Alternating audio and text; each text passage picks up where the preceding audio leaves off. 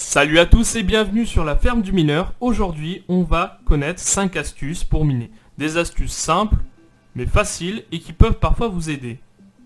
A tout de suite.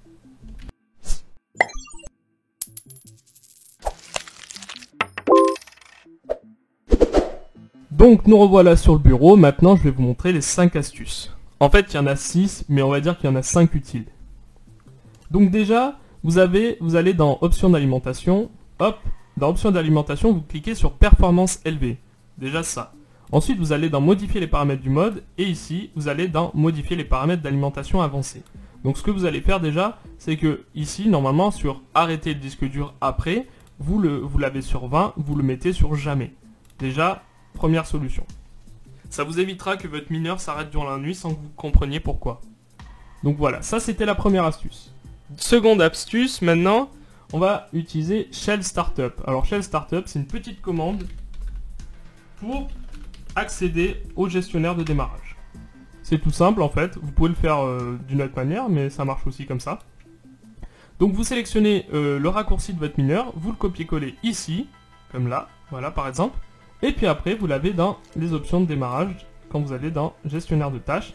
Ici, vous pouvez l'activer ou le désactiver, ça veut dire que votre mineur se lancera tout seul au démarrage de Windows. Troisième astuce, et pas des moindres, c'est celle qui est sûrement la plus importante parmi celles que je vais vous montrer. Donc déjà, vous allez dans Panneau de configuration, vous allez dans Système et Sécurité, dans Système. Donc, une fois que vous êtes dans Système, vous allez dans Paramètres Système avancé. Et vous tombez sur Propriétés Système, voilà, comme ici. Donc, ensuite, ici, vous allez dans Performance, vous allez dans Paramètres, et là, déjà sur les effets visuels, vous allez tout désactiver. Vous êtes là, ici, de base, vous êtes ici, et vous allez cliquer là, et vous allez faire Appliquer, et OK. Voilà, déjà, vous allez faire ça. Ensuite, vous revenez sur Paramètres, et vous allez dans Avancer. Et dans Avancer, vous allez modifier la mémoire virtuelle. De base, elle est sur gestion automatique du fichier d'échange, vous le décochez, vous décochez taille personnalisée. Vous mettez 16 000 mots. Voilà. En fait, ça, c'est les conseils que donne le développeur du logiciel Claymore. Il vous conseille d'avoir 16 Go de mémoire virtuelle. Donc c'est un conseil, il vaut mieux le suivre si vous avez des problèmes sur votre mineur. Déjà, ça pourrait être une solution. Ensuite, donc vous allez faire ça, hop, c'est bon. Ensuite, troisième astuce, sur Afterburner, je vous conseille de désactiver l'ULPS. Désactiver l'ULPS, en fait, ça permet de désactiver l'état de l'ultra basse consommation. C'est-à-dire que AMD va désactiver quand il y a l'ULPS, il va désactiver automatiquement la deuxième carte ou la troisième carte, ce qui pourrait vous poser des problèmes pour miner. Donc je vous conseille de le désactiver si vous minez. Ensuite, qu'est-ce qu'on a? Si vous avez par exemple sur Claymore, vous avez des problèmes, vous comprenez pas pourquoi votre point BAT se lance et puis s'éteint tout de suite, eh bien vous rajoutez pause à la fin. Et avec le pause à la fin, eh bien ça vous donnera exactement d'où vient l'erreur et vous pourrez par la suite essayer de corriger l'erreur si vous avez fait une erreur dans votre point BAT. Voilà.